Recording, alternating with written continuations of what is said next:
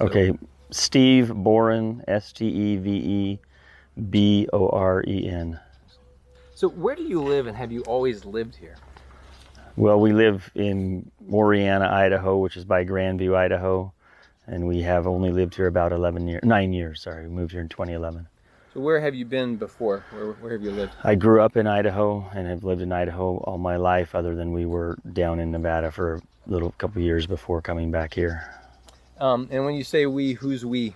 My wife and children and I. How many kids do you have? We have 6 kids between us. What's the age difference? 18 is the oldest and 4 is the youngest. What would you wish people who've never been to this part of the country knew about what it's like here? Well, if I had my biggest wish as far as what people knew about this country, I would hope that they didn't even know it was here and never came, because I'm kind of selfish, but that's not very realistic. So I guess I would hope that they knew that we are a very freedom-oriented part of the country. We believe in personal freedoms here and take that very seriously.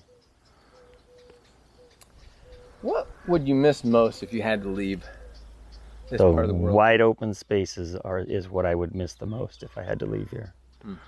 Yeah. What is it about wide open spaces? I like to just be able to go and move around and be uninhibited. So what is your livelihood? What do you do to make a living? What we do for a livelihood is we raise cattle. We're a cow-calf operation, which means we're producing a calf that we sell every year. That's the crop we produce. We own cows, mother cows and bulls, and we use that to produce the calf crop. So what is that business like? I mean, for most people who don't understand the world of cattle and production, what is it like to be a cattle rancher? Your job responsibilities are varied. Some days you mechanic, some days you irrigate. Well, all days you irrigate in the summer. Some days you're horseback, taking care of cows. There's a wide variety of things you do. It's almost always long days. My favorite part about it is I get to have my children work with me at whatever age they are, which is very enjoyable.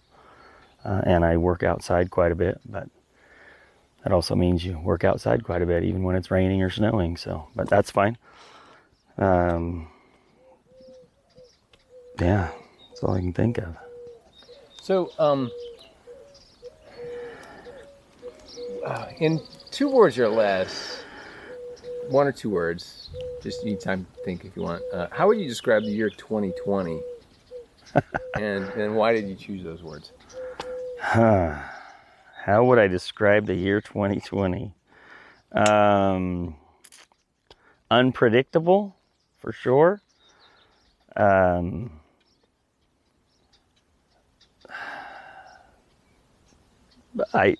Our life has been fairly steady so far, but it seems like from what you hear that a lot of the rest of the country has been in quite a bit of turmoil. Maybe, I don't know, but our life has, I guess, been sheltered by that.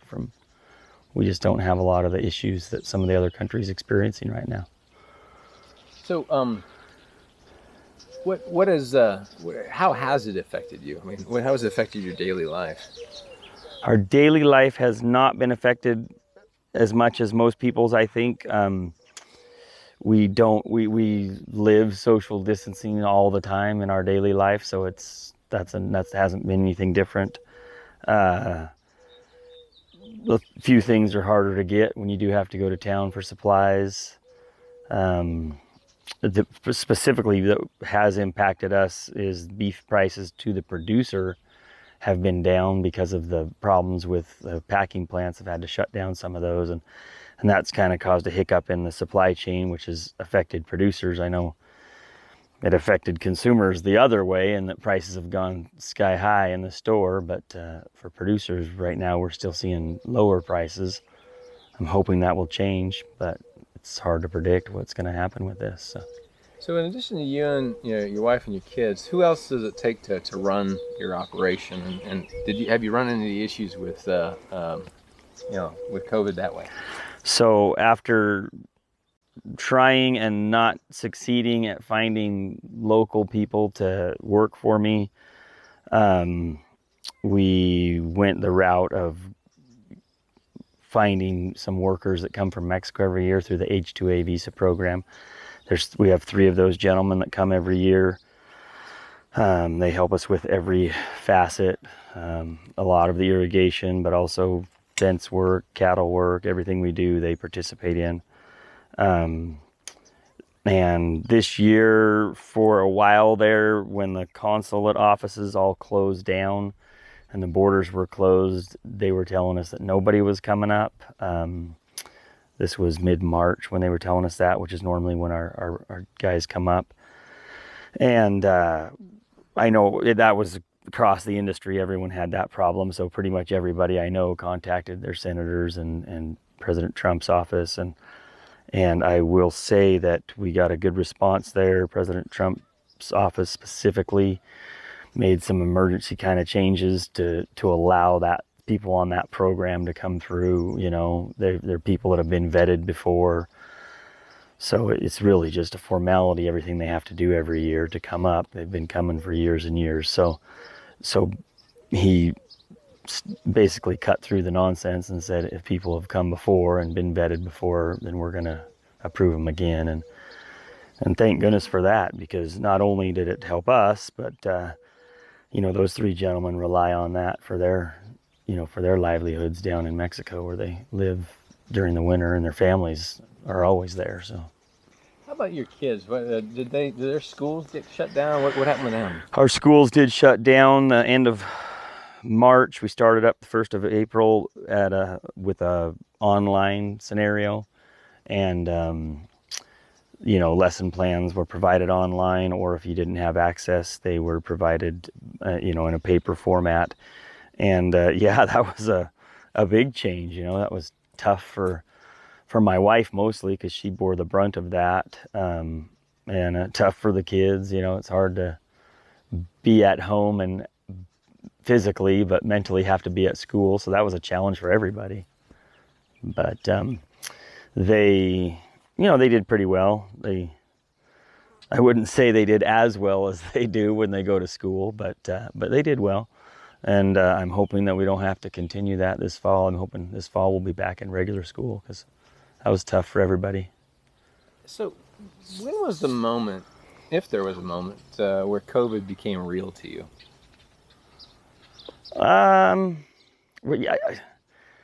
Again, for me, it's kind of been abstract, because it's something I hear about, and I don't know anybody personally who's contracted it. It's really been abstract for me, and it's stuff that we hear about. One of my brothers is heavily involved in a group that has provided testing on a large scale to the citizens of Idaho, because the health system wasn't, I don't know why they weren't able to do it, because a bunch of guys who have nothing to do with the health system managed to do it in a matter of days. But for some reason our health system couldn't do it, and certainly the government couldn't do it, but these guys managed to get it done. And so I hear a lot about that from him, and so I am up to speed on that, on the testing and stuff. But still, it's just abstract for me. I'm removed from it. So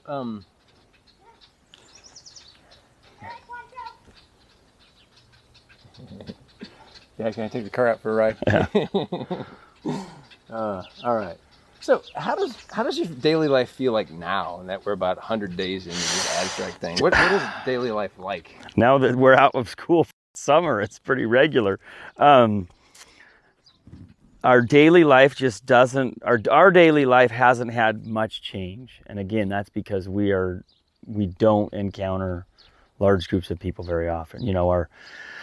Our church just started going back, so that's been a change, I guess, because we weren't holding church for 3 months, and so that's been something that's different for us personally. But as far as just what we do every day, we work away from people.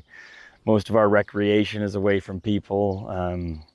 Other than going to town, you can't get in Costco without a mask. So whichever one of us has to go has to take a mask. But our daily life has not changed much. Like I said, probably the biggest impact so far is our product currently is the price is, depressed because of it. But So, what do you think the biggest challenge has been for you then during the pandemic? I mean, just every day.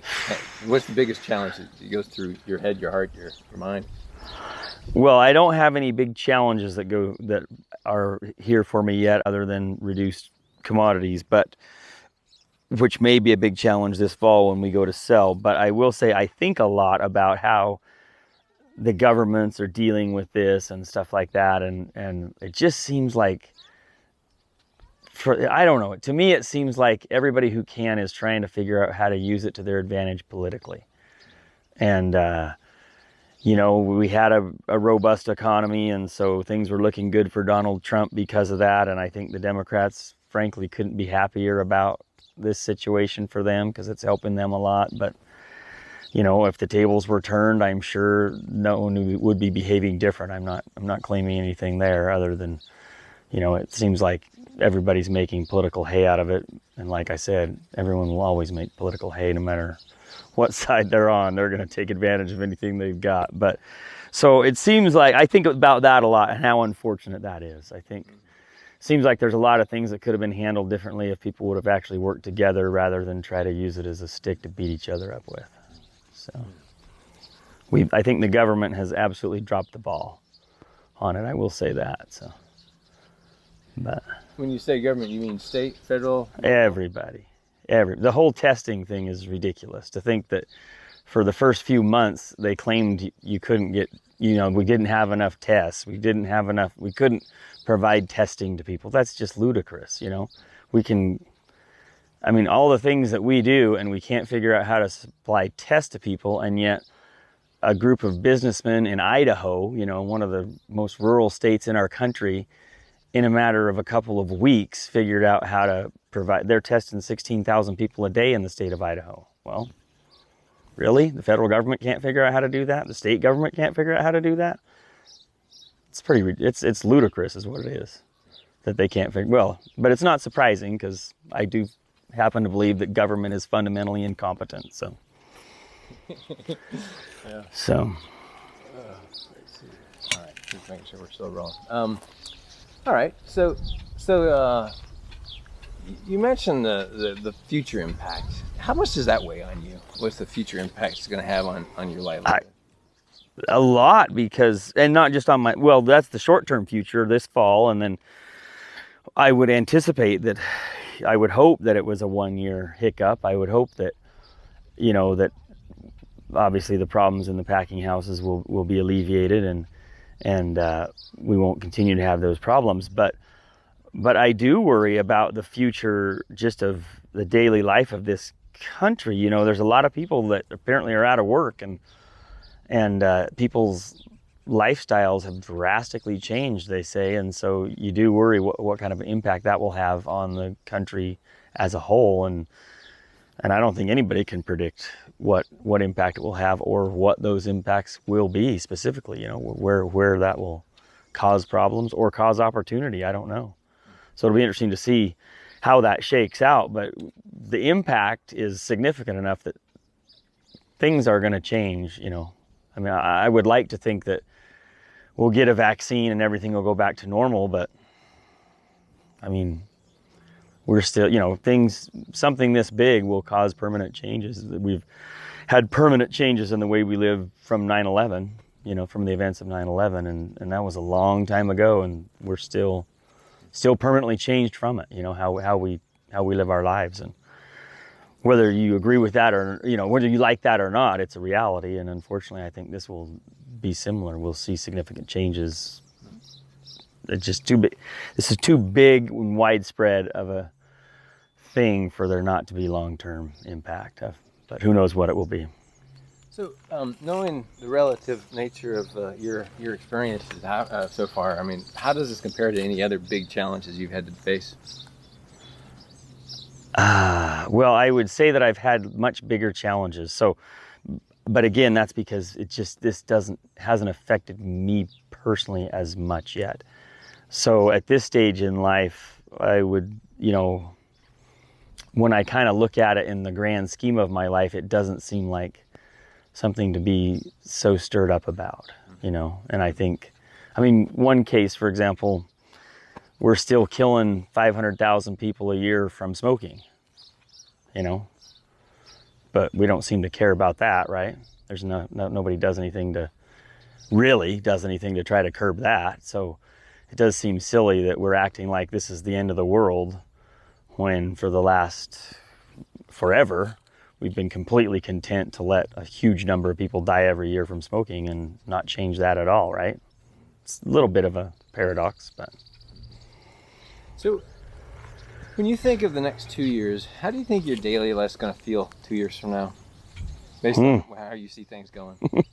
I hope it'll just be a little more normal even though I would hope that it won't be too bad. Yeah. So in the challenges that you see with running your ranch and your operations and then the community of where you live, what excites you most about solving those problems, whatever they may be? Well, whatever the problems may be, as far as what excites me about solving the problems. So one thing that I didn't mention that is a factor for me looking ahead is I hope that we will have figured out how to navigate the challenges presented by COVID on an international scale, so that we don't have the scare we had this spring of getting our employees here. So I would hope that we can figure out a real solution to that so we don't have to do an emergency solution like we did this year, just so that can move ahead in an orderly fashion every year.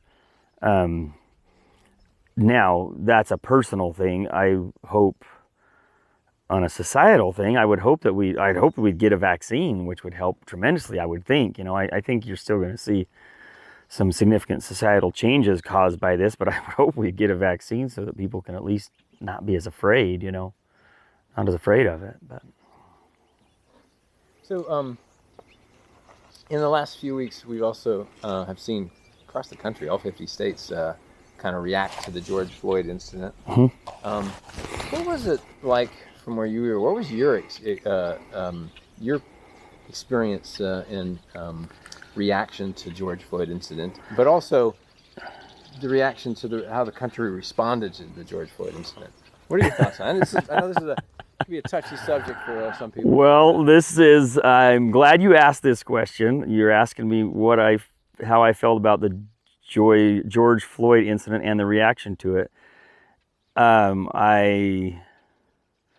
You may not like my answer. I know lots of people won't like my answer, but I have a lot of thoughts on that. And the first thought is unbelievable that police officers would behave that way. So absolutely no excuse for the behavior of those officers. And I understand they have a terrible job, a stressful job, a difficult job. Still, you've got to figure out how to do that more carefully. That's terrible. Now, what I told my kids was, as terrible as what the police officers did, George Floyd, first of all, broke a law, and second of all, resisted arrest, which does not excuse the police officers at all.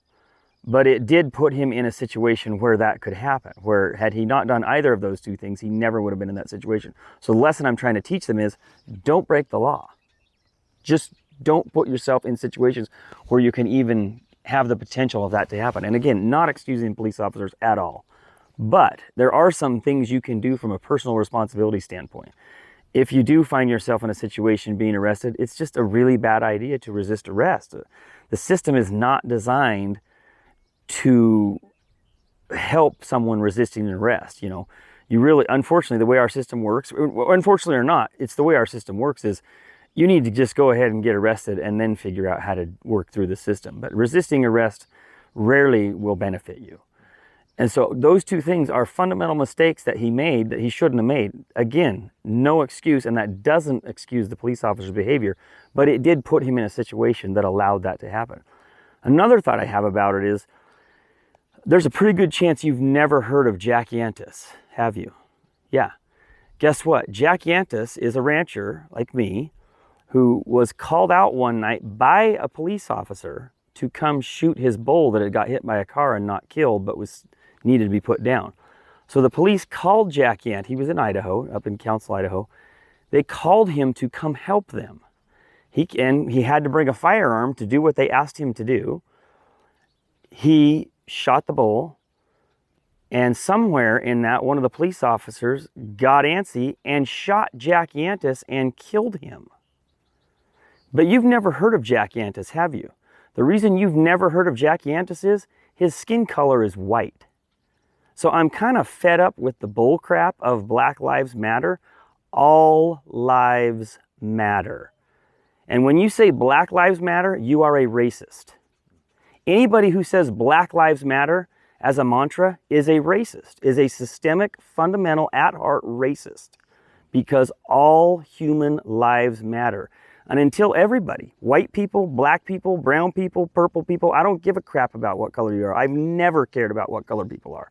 But until you stop caring about color and start realizing that all lives matter, you will always be a part of the problem. So I have no sympathy for the whole Black Lives Matter bullcrap. All lives matter. Now, as far as people protesting and becoming violent, that's ridiculous. That's absolutely ridiculous. I certainly understand being frustrated. I have things that really frustrate me with the government, but I'm not going to go loot my neighbor's store because I'm pissed off at the police or the government. That's a bunch of nonsense. And as soon as people behave that way, they have completely delegitimized anything they claim to be protesting for, or any movement they supposedly support. They've completely delegitimized that. So I have no sympathy with that at all. And frankly, here's another interesting point on that. The only place you see those kinds of looting type protests happen are places where they've managed to remove legitimate private gun ownership, where the law-abiding citizens aren't allowed to own guns. Nobody's going to loot out here in Idaho because they're going to get shot dead. So they're not going to loot out here. They loot where they know they can get away with it. And that's another good point that you bring up with your question. Gun control is ridiculous. Not only is it ineffective and unenforceable, but it only allows bad people to run free and do whatever they want, and law-abiding people to be powerless to protect themselves against it. So those are the George Floyd situation has brought up some really interesting points. My children and I have had lots of good conversations about it. And I'm pretty sure my viewpoints are not politically correct, and pretty sure they're not shared by a lot of people east of the Mississippi, but I'll stand by them and I'll own them because I feel pretty strongly about them. And remember, Jack Yantis.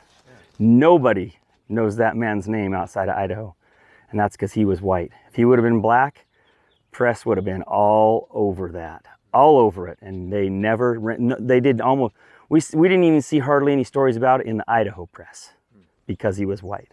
That's ridiculous. All lives matter. So I'm curious, it certainly, you mentioned it surfaced a lot of issues, a lot of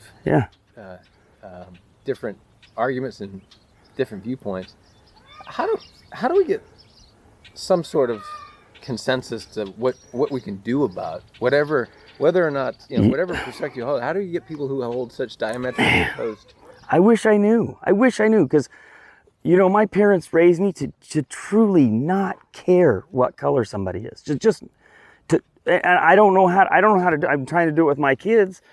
I don't know if I'll succeed or not, but I honestly can tell you, all my life I just haven't cared. Now, I care a great deal about somebody's performance and their behavior. Absolutely, I'm very critical of behavior. But never have I cared about the color of somebody's skin. And I don't know what my parents did specifically.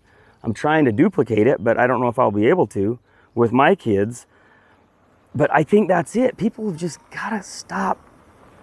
And all sides are guilty, honestly, seriously. And I'm serious when I tell you that somebody who tells you that Black Lives Matter is a racist. They won't think they are, and they'll probably think I'm crazy for saying that. But their behavior is indefensible when they make that statement. They are a bona fide racist when they make that statement. They've got to stop looking at color.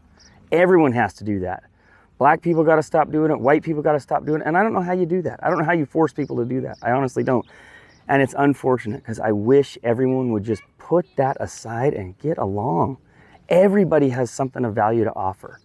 And if we just stop the nonsense and stop judging people by those labels and start letting their actual behavior, tell us who they are.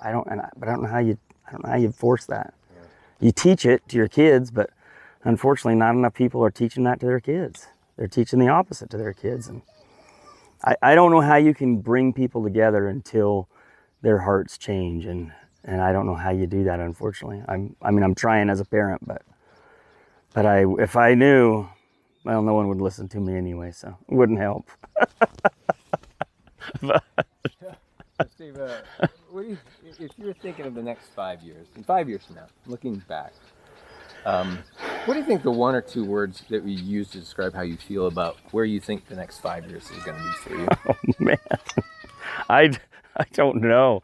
I don't know what the next 5 years hold in store. I've lived enough life to know that I've had some pretty good plans laid out for me in life that, external circumstances occur that have just completely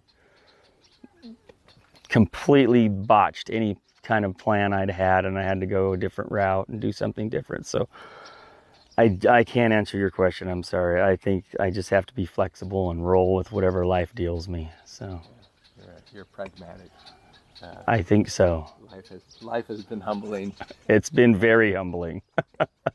So, is there a question that I should have asked you that I haven't yet? That I can't think of one. You spent a lot of time out on a horse and thinking to yourself, is there something like, hey, you know what? If I was him, I would ask this question.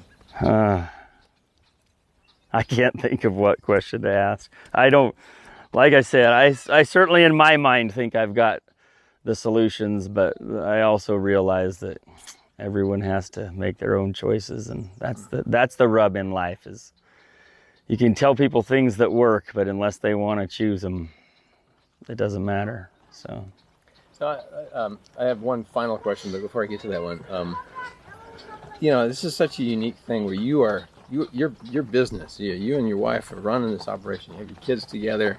You're out here in the unbridled grandeur of the West. What's it like to live this life? It's awesome. Yeah, it is awesome to live this life. Every day I enjoy. Some days are not as easy to enjoy. When you're doing one of the jobs that you don't particularly love, like mechanicking. I'm not a good mechanic, and I have to do more of it than I would like. But I still enjoy it. I still enjoy the fact that I have the freedom to be doing that, right? And but for the most part, it's just really nice to know that you dictate your schedule. If you fail, it's most likely because you didn't do something right or did something wrong, and so that makes high stakes for your decisions, which I enjoy. I love being able to work with my kids. I just love being able to work with my kids and see them learn how to work and learn how to do tasks that they didn't know how to do a year ago. And I really enjoy that. I enjoy spending time with them on a daily basis. And I think that's my favorite part. I enjoy being outside. It's when I've got a friend who always says, man, it must be nice to work outside all the time. And it is nice to work outside all the time, but that means I never work in an air conditioning office. So on a hot day, I'm outside. On a cold day, I'm outside. When it's raining, I'm outside. When the wind's blowing, I'm outside. But I like that. So I really enjoy that. So this is gonna be on the internet, right? So we don't know when someone's gonna watch it. It might be years from now. Might be a couple weeks from now. We might be watching it just to remember what we talked about, right? Back in our retirement age, right? Get older, yeah. Was that me? Yeah. Which one's me? But whoever's watching this, right? Somebody's watching it, right? So what is a message that you want to share with them? This is kind of a time capsule. Here's a message that you can give to that world. I don't know. I don't know what profound message I could give the world other than personal freedoms matter. And when we let go of those, we've lost everything. We really have. And I worry that our society doesn't appreciate personal freedoms. And I just don't feel like we value them like they need to be valued if you want to stay free as a society. And I think about that often. I hear of things that the government's trying to do or that groups think are good ideas, and I think they're not recognizing the value of personal freedom. And if we lose that, we've lost everything. So.